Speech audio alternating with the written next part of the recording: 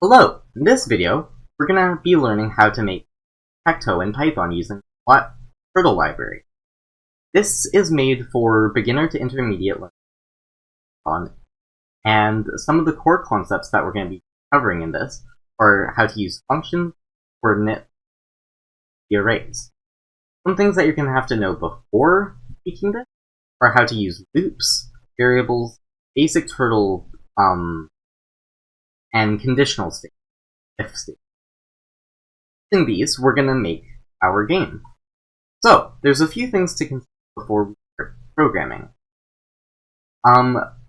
These include creating a grid, drawing the X's and O's, keeping track of the turns, checking if a player has won or not, checking where the player clicked on the screen, setting the time. So, let's get right into this. So, starting out, we're going to have to import the turtle library. What we're going to do to make it a bit more simple, from turtle import stars.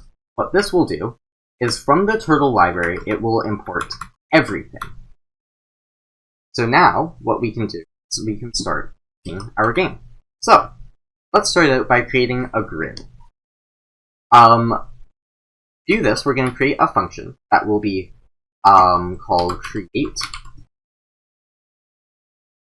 Inside of this, we're going to be using goTo function turtle to draw the lines. So, first things first, we're going to use up to put the pen up, and then we're going to go to our first spot. Our first spot will be -67. 100. This will go to that point on our screen. After that, we're going to put our pen down. Then we're going to go to our second point, which will be 7 again, on -67, and this time it will be -200. So if we run this code, after calling this function, you will see that it will draw a line. So, now let's draw the other line. What we can do is we can copy it down a bit, and then change the values inside of here.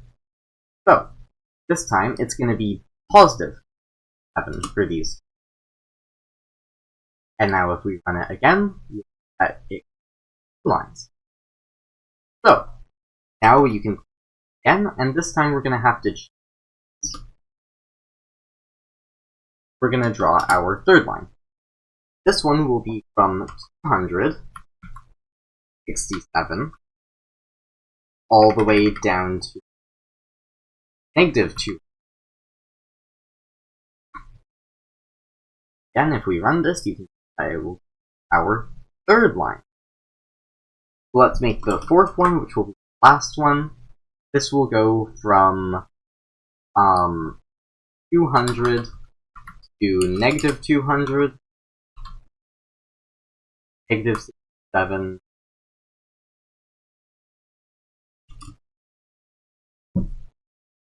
and with that, we'll have finished our grid. Sure. So, next step is to draw the X's, O's, or to make functions that will do that for us. So, let's create our first one. First one will be called drawX. Inside of here, it will have two parameters, which are X and Y. These will be the bottom left corner of the box that you're drawing. So, the way that we do this is, again, we start the pen up, going to our first position. This position will be X, Y, which will be the bottom left corner. And then we'll put it down again to go to our second.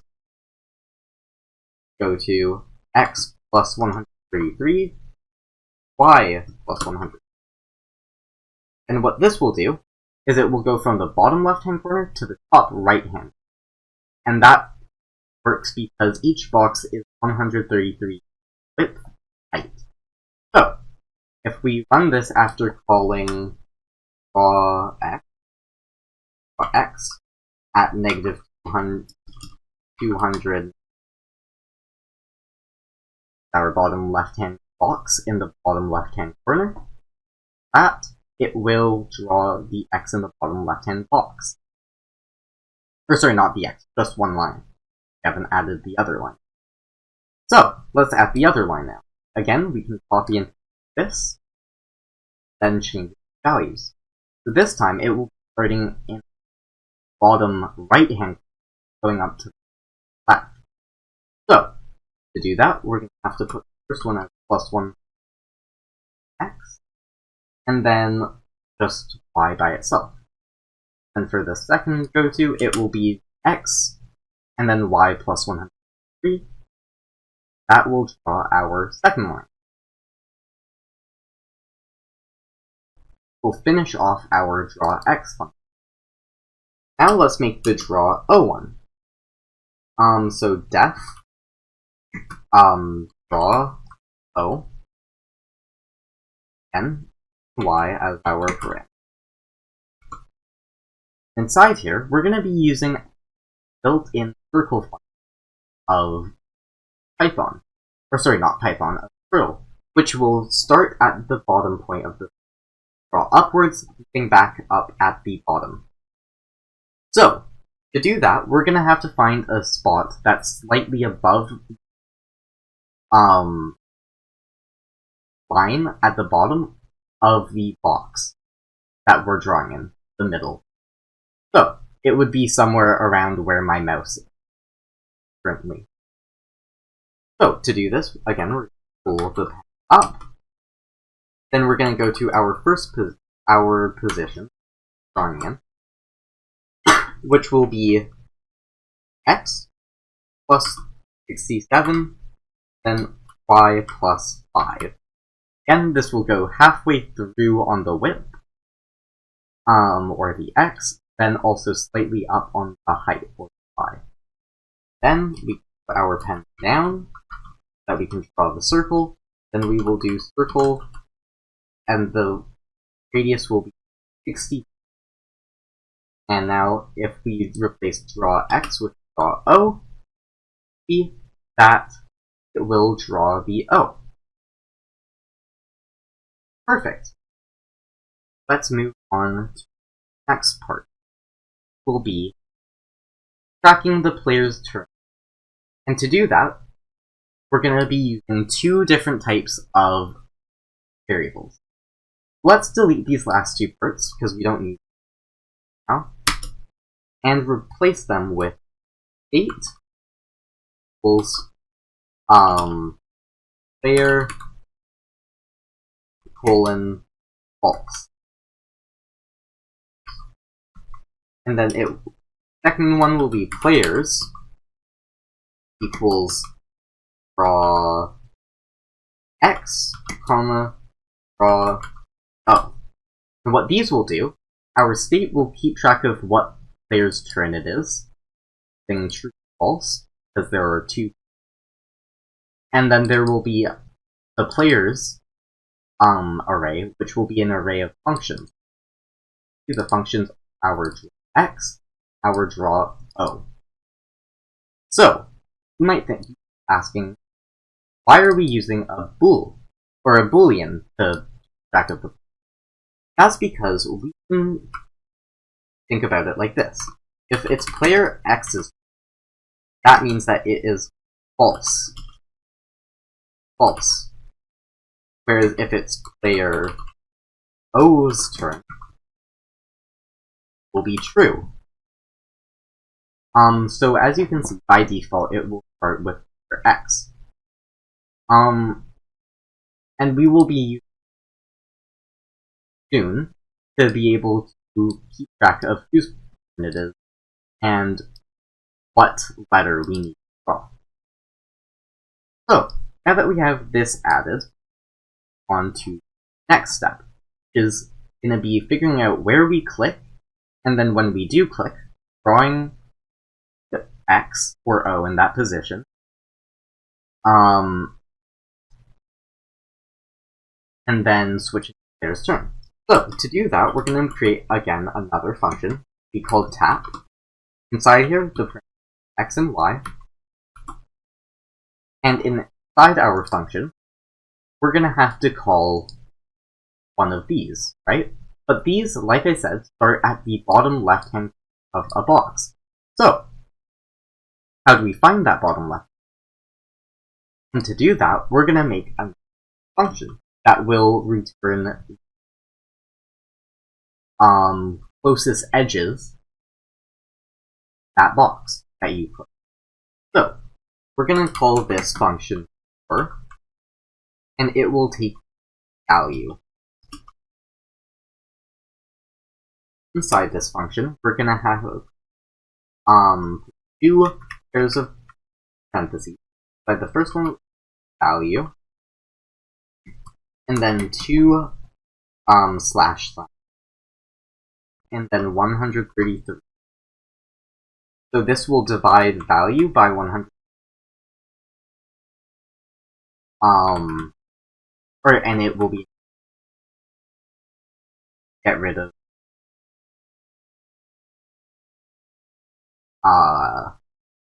remainder. Then we're going to times this by 100 and subtract 200 from it.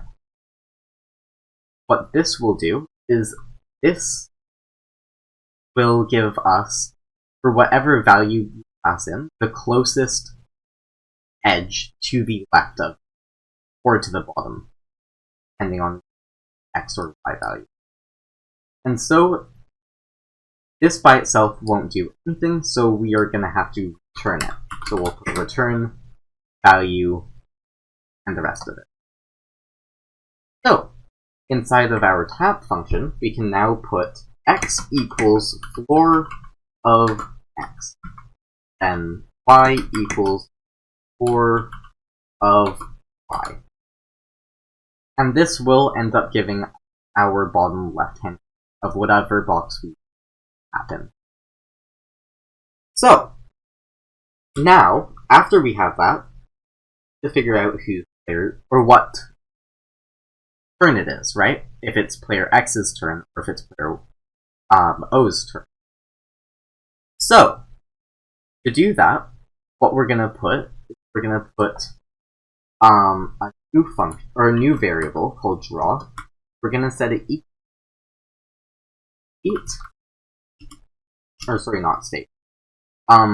players, because we're setting equal to one of our functions that is right here. And then we're going to convert something, and that something will be state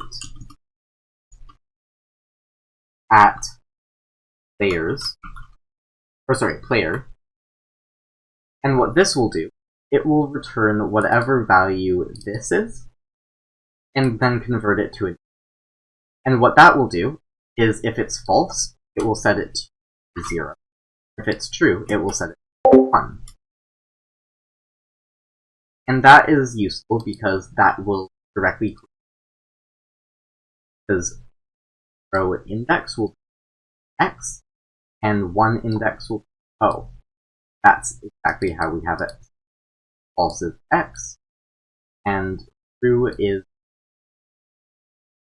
So, now that we have this, we call our draw by putting draw, our x and y variable, and finally, switch whose turn it is.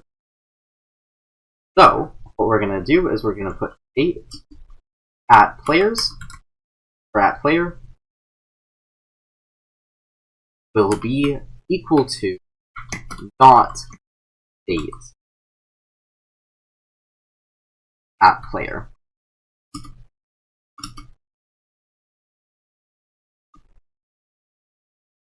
And so what that line does is it will set it to whatever the opposite of what it currently is. So in this case, let's say it's false. What is not false? True, so it will set it equal to true. Whereas if it's true, what's the opposite of true? False, so it will set it false. Now that we have this tap function done, what we're going to need to do is loop the code, also figure out where each is tapping. So, down here we're going to have on screen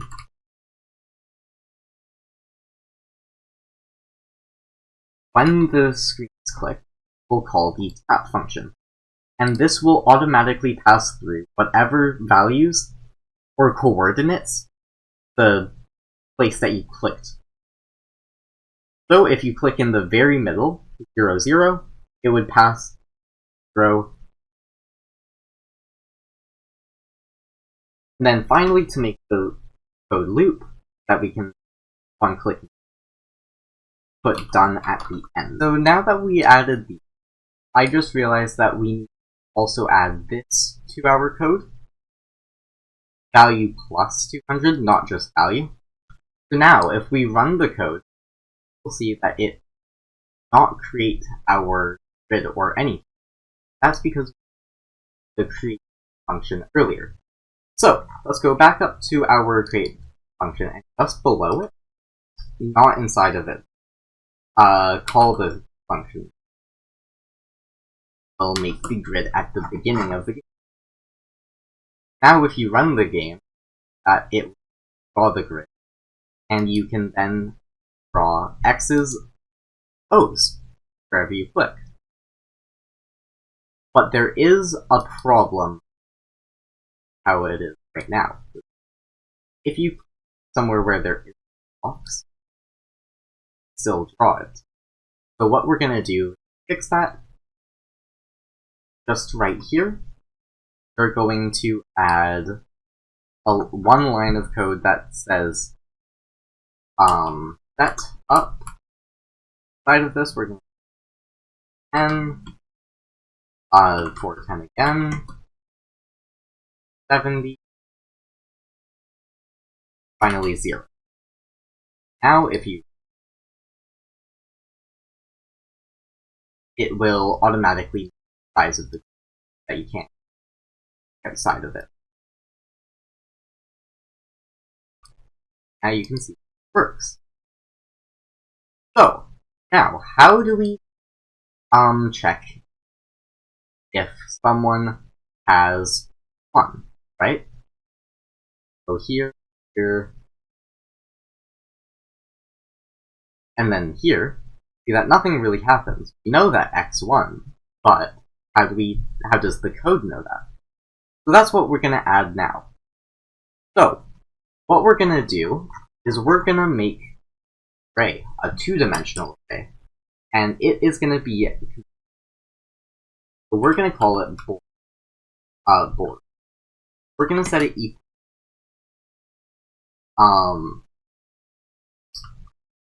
2 square brackets. Inside of these, we're gonna do this, like a dash. We're gonna use a dash to represent bar, and we're gonna put 3 of these, just like that. I'm gonna copy this one with the side of it, it 2 more times, adding commas in.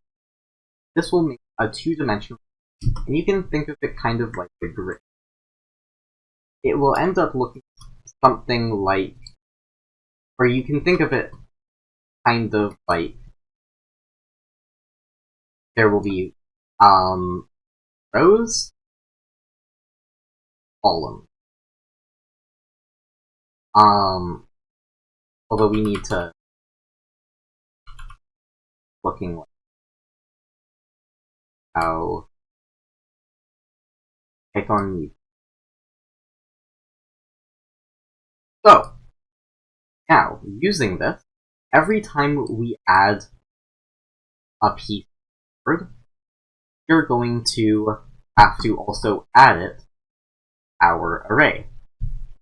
So the way that the coordinate array line is looks something like this.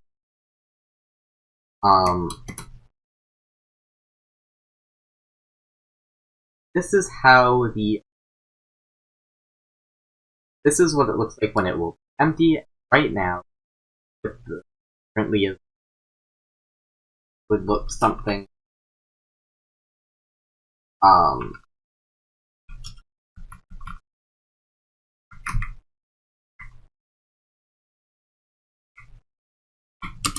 right? So we're going to be using values in a few to determine where we need to put x's in. So,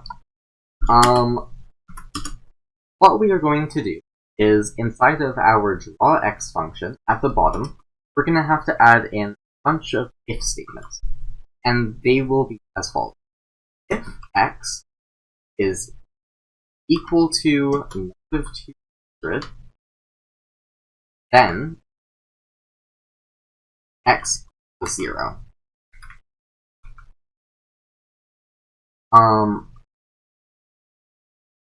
Otherwise, else if x is equal to 7, in that case, it will have to be that x is 1. And then finally, else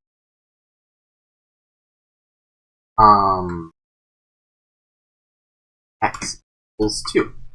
And this will be the x value array. X of the x value in. And so now we'll have to do the same y. So we can copy and paste this. Here we can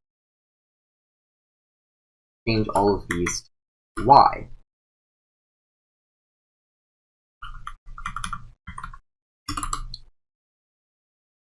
And then at the very end, we go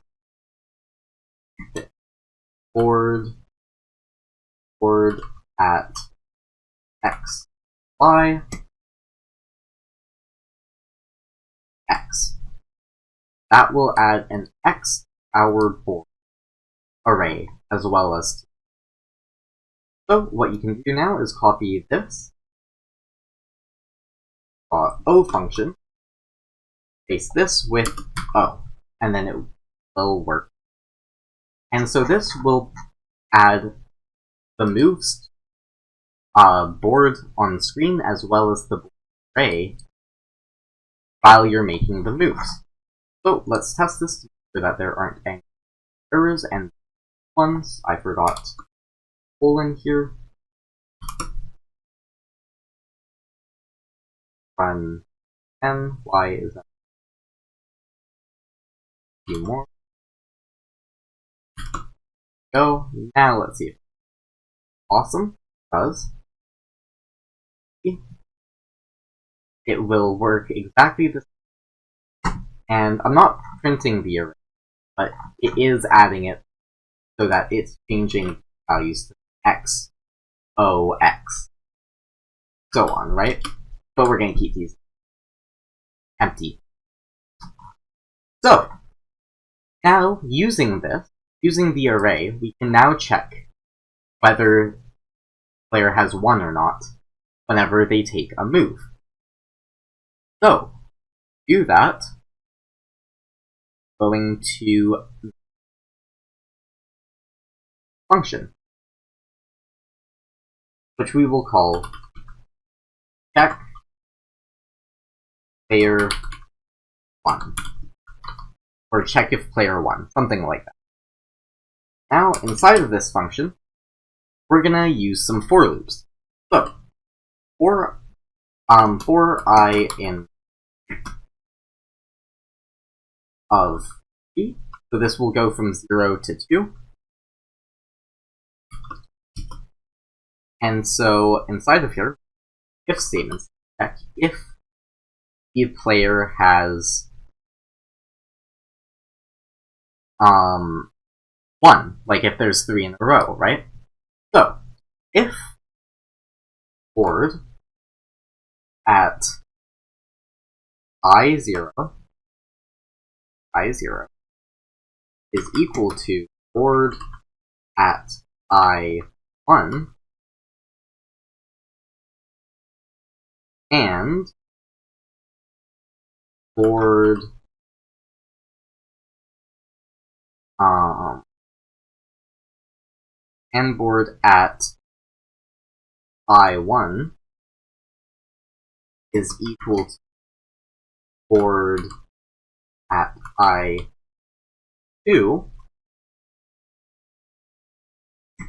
and finally, if board at I2 is is not equal to empty, then in that case,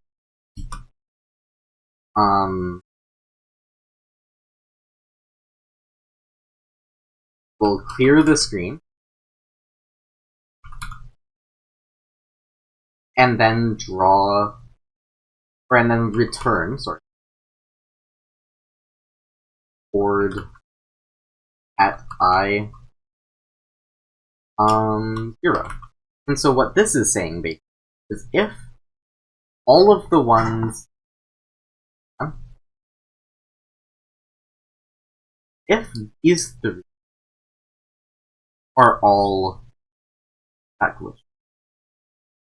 I didn't wait. If this one, and this one are all the same, then it will return whichever letter they are. And so the reason we're putting this inside of a for loop so that it will check all of the rows at once. So it will go through this one, then this, then finally the last one. And that will again return whichever person has all three. And if no one has all three, or all three, then it will do nothing.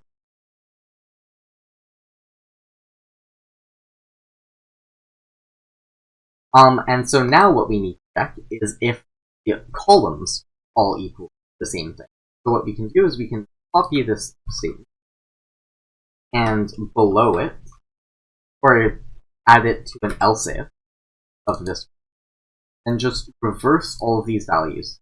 In this case, that we return, this is row I, then on I,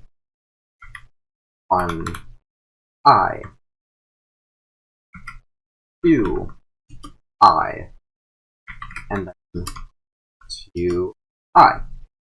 Last one, 0 I.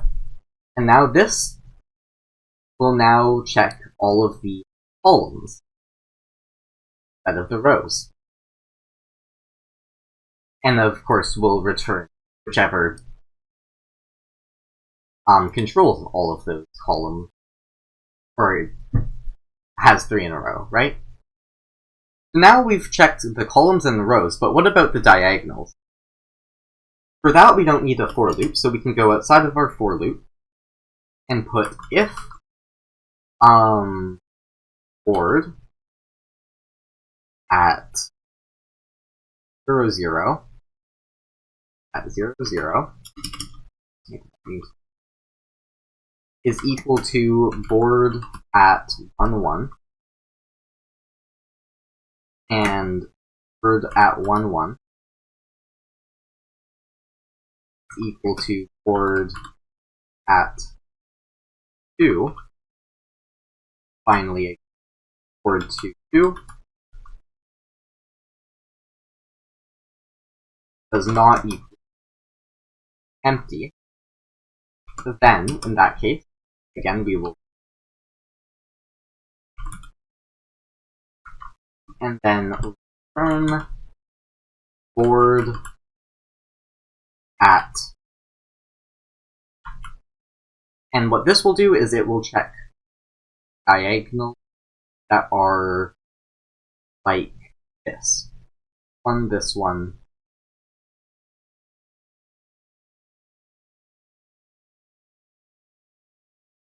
so it will check those ones to see if they are these. And now finally, again, we can copy it out to check what the other diagonal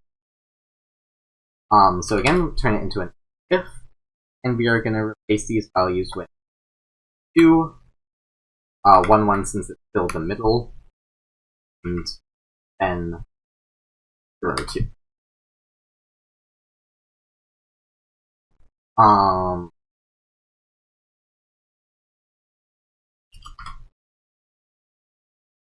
Then this one would turn into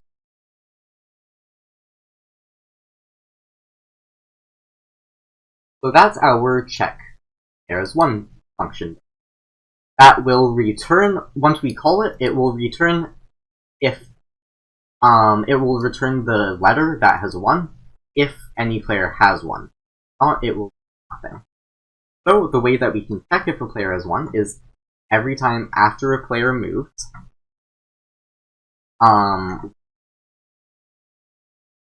check 1. So down here we put check player 1. Or that's not quite right. If check player 1 equals x, because remember it returns the letter of whoever won. So if it's x, we will draw x, and draw this at -7 is the mid, and add an else if, for else if, which is if check player 1, then if it's O, we'll draw O. So now, let's try running this.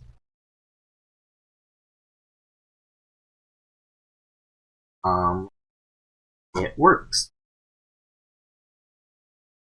Finally, yeah, there we go. X1. Perfect. The last thing that we have to do is check if the game is a tie. So, to do that, we will add a new function that we will call check board full. And inside of this function, we are going to put a double for loop. So for I in range 3, this will go from 0 to 2. Then another for k in range 3. Then inside here we'll put if board at ik equals empty. Then, in that case, we will return, meaning that we will skip over the next bit of code that we put in. And so what this is doing is it will just go through all of the parts of the grid, and if any of them are empty, it will just skip over it, meaning that the game, or the board is not full and it is not a tie.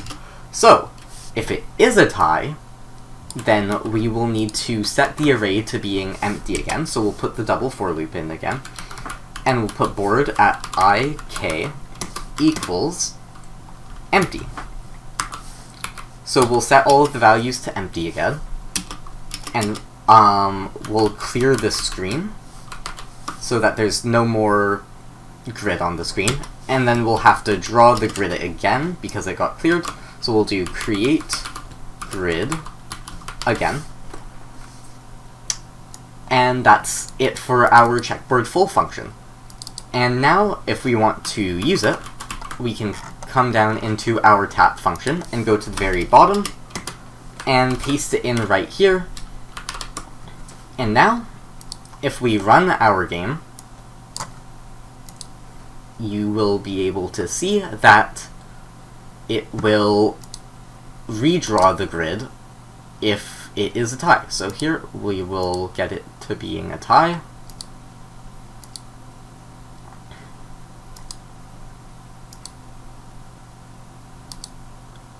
There we go, and it redraws the board again. And now, let's say O wins this time. It will draw the O in the middle of the screen. Awesome! That is the end of the Python tic-tac-toe tutorial. I hope this helped you improve in Python, and have a good day.